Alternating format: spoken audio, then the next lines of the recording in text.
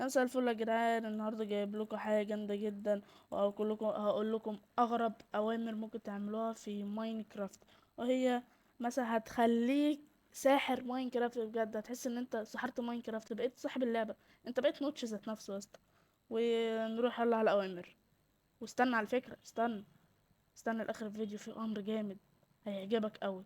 بس يلا نروح بقى على الامر.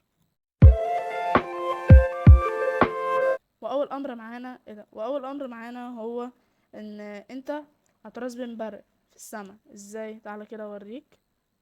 بس ايه، نكتب ايه اكس. والله يا عظيم انا الجمله دي لحد دلوقتي انا عارفه اقراها. تكتب وبعدها ات. هتكتب الجمله دي وبعدها ات. بعدها تكتب اسمك او البي دي بتنزل على كل اللي هي كل اللاعبين. ماشي. وقصدي لا، بتنزل على لاعب مخصص. وبتنزل وبتتك على اسمك. ماشي. وبعدها بتتك run summon. لا ايه ده، لا لا انت دخلت.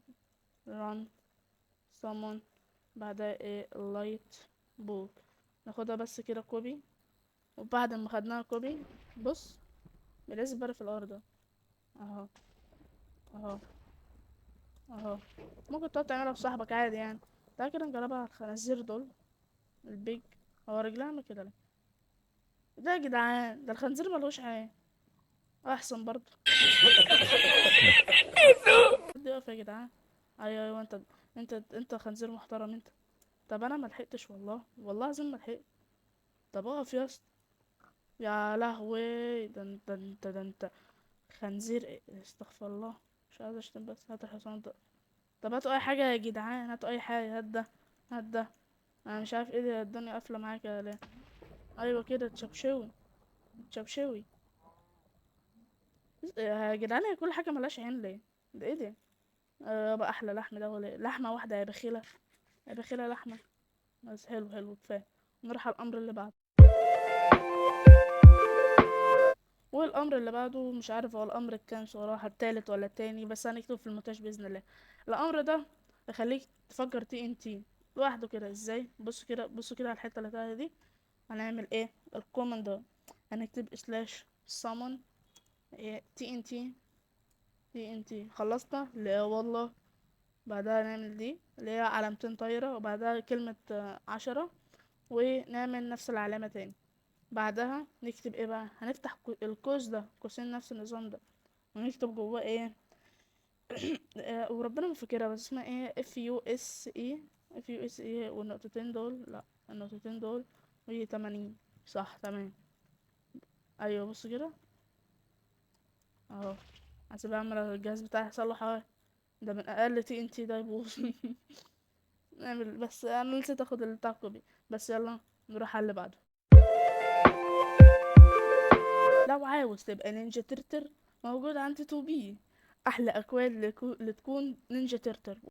Oh my god! Wow! خليك نينجا ترتر بجد. اكتب افكت جيف تو بي. ماشي. بعدها تكتب ايه؟ invisible. اكيد كله عارفه، بس في منه بوشن حلال بقى، ده انت تعمله بالحلال.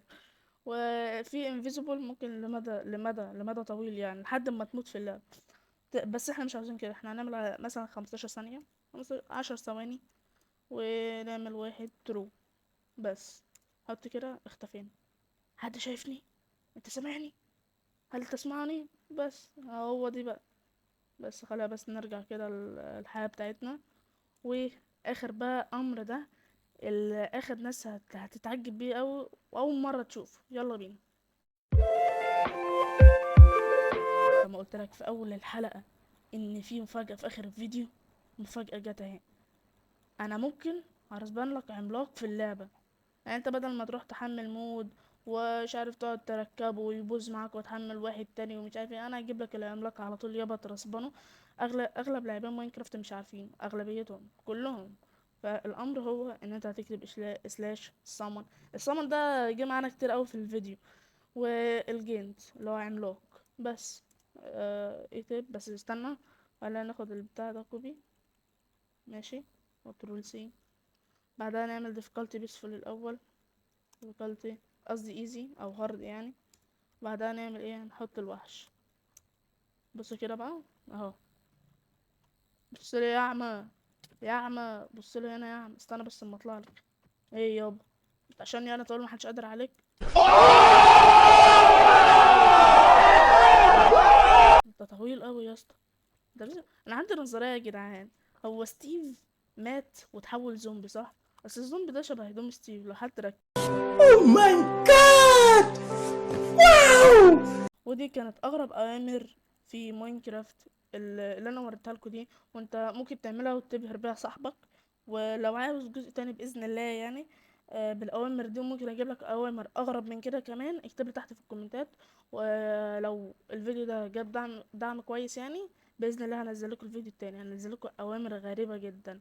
بس ما تنسوش بقى تعملوا فولو ولايك وبس. سلام. هتلاقي كل الأوامر اللي أنا استعملتها في الفيديو موجودة تحت في الوصف أو في الديسكريبشن. وأحلى تحية للأساطير اللي لسه بيتفرجوا على الفيديو، وسلام.